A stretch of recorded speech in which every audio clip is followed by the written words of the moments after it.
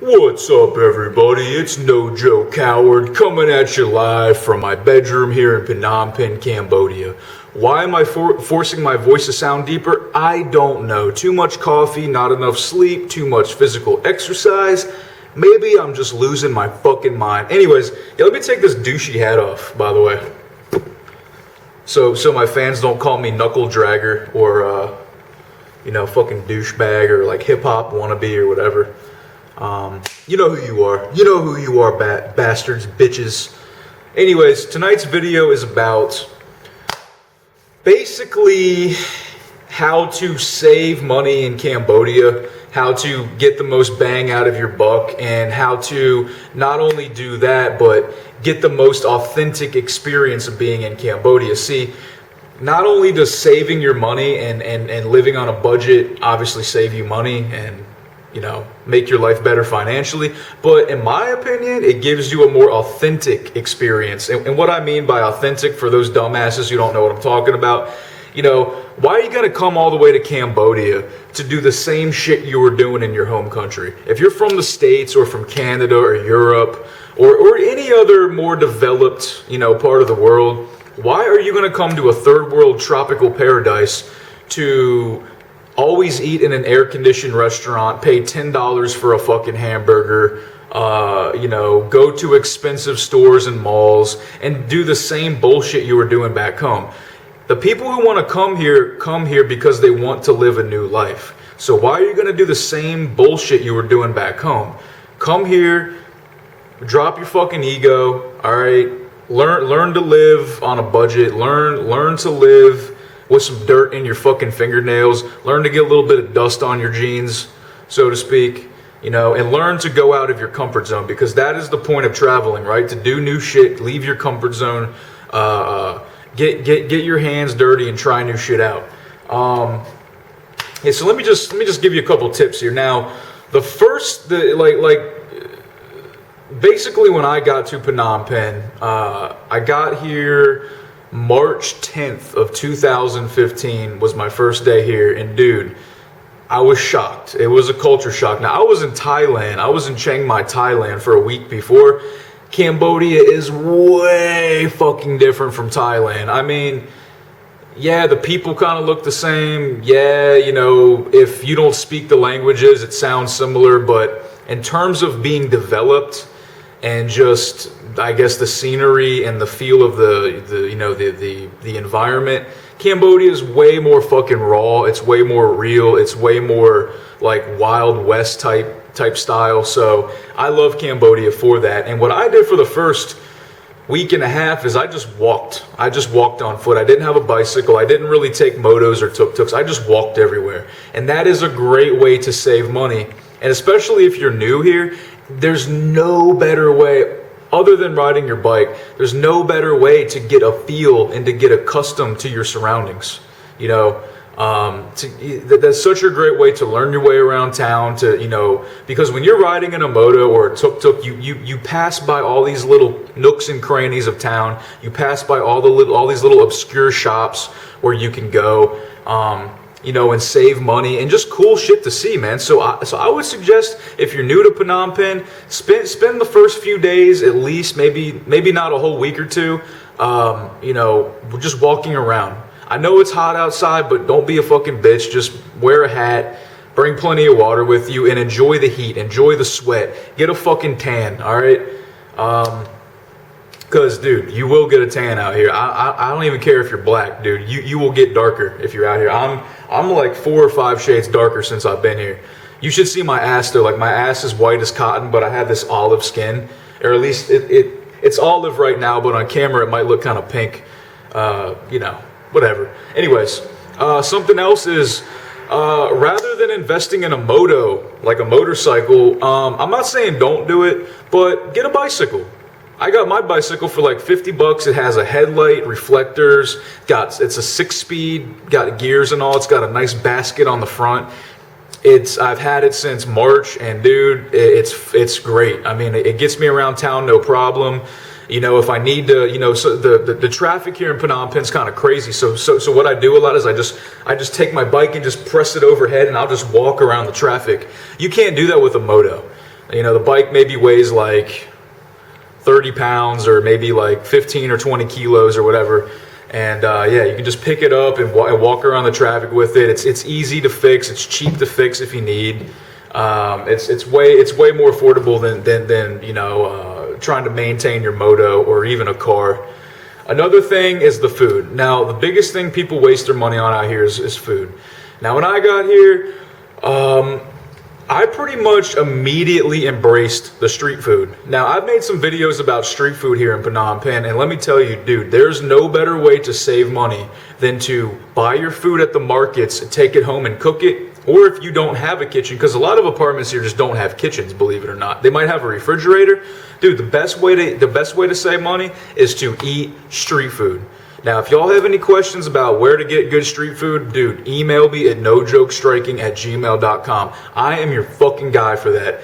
For months and months, and still to this day, I embrace the street food. There is so much variety here in Phnom Penh, and it's cheap. If you do speak a little Khmer, which I do speak some Khmer, it's not great, but I do speak a considerable amount. And Khmer is the language here in Cambodia. It's not Cambodian, it's Khmer. Then you're more likely to get a much better deal on the food because the people know that you're not just some douchebaggy tourist. You've actually been here for a while, and they probably assume that you live here and you're not just here for a week or whatever, just passing through. Because they will try to charge you more if you're a foreigner. And by foreigner, I don't mean white. I mean non-Cambodian. Even Thais, Vietnamese, any other type of Eastern or Southeast Asian culture, they'll still try to rip you off. So anyways, yeah, and plus if you eat street food or eat at Khmer restaurants, dude, it's literally gonna be a fraction of the price if you go to a Western place. And when I say Western, I mean a place that's owned by, foreigners, like typically white people, because that's the largest, the foreigner race here, I guess, is definitely white. You have a lot of French people here in Phnom Penh. In terms of foreigners, it's probably mostly French. Then I'd say English, and then just all types of European. Got Germans, Dutch. Definitely have lots of Indians and Americans as well. Some Canadians. Not many Canadians from what I've met. But anyways, also yeah, go to Khmer restaurants. They're everywhere. You'll notice them on the corners and on the streets and the back alleys, and they just have plastic chairs. They got the food out front, and you can pay literally $1 for a full meal. It'll fill you up. If you go to like a Western joint with windows and air conditioning and all these fancy menus and expensive coffees, I mean, you might end up paying, $4 or $5 just for a cup of fucking coffee when you can go to a Khmer place or get street coffee for 50 fucking cents. But so many tourists and expats here don't want to do that because they see it as dirty or like low class, or you're fucking poor, uneducated. Like a lot of the expats here are assholes, man. It's just like back home. It's the same as high school, dude. Like you've got your rich, popular kids, and you've got your like your lower class, not cool kids who go to the Khmer markets or whatever and actually save their fucking money and have a more authentic experience. And that's my point, is when you eat at these Khmer places and you go to a Khmer barbershop and pay $1 for a haircut. I'm not joking, dude. Like I get haircuts all the time. I get shaved for $1.25. That's 5,000 real, $1.25. And you'll see these places everywhere, like they're in these little wooden shacks and they're cutting hair. But God forbid you pay less than $5 for a haircut, right? Because that's what poor people do, right? Dude, it's the same quality. It's such a much more authentic experience. Like yesterday, I got my hair cut and I got my beard shaved. I got this little fucking goat thing going on now. I look like a fucking billy goat, right? Dude, I was waiting to get my hair cut and this dude is outside. And you got one guy cutting hair and one guy doing repairs on motorcycles. And this guy, he just bust out this big bottle, like this plastic jug of like rice whiskey. And he just offers me shots, and like he's offering me rice and chicken.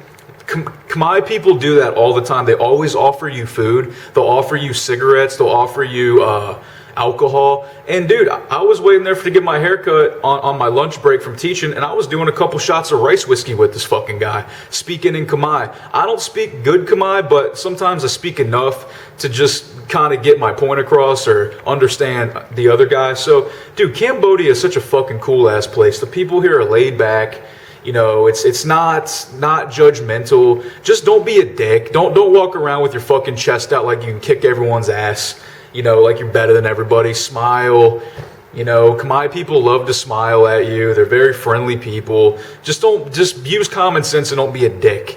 I would suggest, if you want the authentic experience here in Cambodia, don't go to European and like American places. Go to places where the title of the restaurant is in Khmer. If you can't read the language of a restaurant, try it out, dude. It's uncomfortable because they don't speak English. You get a chance to work on your Khmer. You try something new, and you can say you had the real authentic experience here in Cambodia. And plus, dude, the food here is amazing. It's cheap, and it's fucking amazing. It's so delicious. And the people are really, really friendly, especially if you make an effort to speak Khmer and you just smile. You know, like the smiling is the universal language of being friendly. You don't necessarily need to talk to them all the time, but if you smile and you say like good, like to say good is la'al is good. So if you point at the food and say la'al, smile, I'm telling you, man, that'll make their day, because these fucking people work their asses off. They don't make shit for money.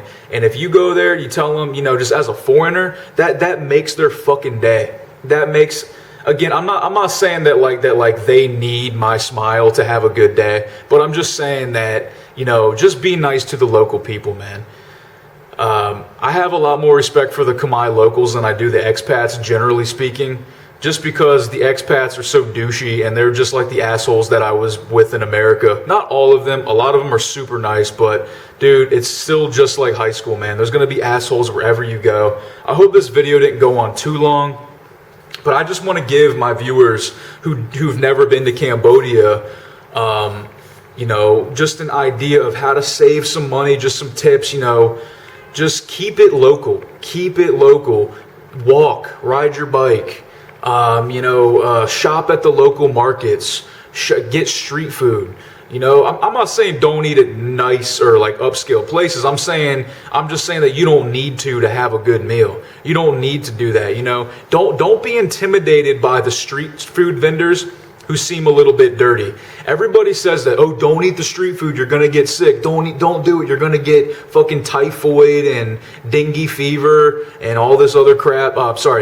Dengue fever, you're gonna get fucking Ebola, guys. That's fucking bullshit, okay? That's bullshit. All the people here eat it every day. I eat it almost every day. I haven't been sick once since I've been here. I mean, I had a cold once, but I haven't gotten a fever or the flu. I haven't been seriously sick, all right? Don't believe all the bullshit all the dumbass foreigners tell you. All the expats, they're just scared to go out of their comfort zone, and they just want to live the same fucking privileged lifestyle that they did back home, but pay less money for shit here in Cambodia and not give a fuck about the local people. That's the thing I don't like about expats, is that they don't give a fuck about the Cambodian people. They don't give a shit about the real Khmer people who bust their motherfucking ass here every single day. I know I sound a bit angry, but it does piss me off when people come here and they treat the local people like shit. All right, have some fucking respect for these people. They bust their fucking ass every single day for you and themselves, but they do it, you know, so they can, you know, eat. Most of the people in Cambodia live on 50 cents a day, man. And how can you? And they have a fucking smile on their face and they're super nice, and you're disrespectful to them. I'm not saying like you, but I'm just speaking to some of these asshole expats. Anyways, I know this video I ranted a lot, but again, just trying to help you all out. I got a point to make here.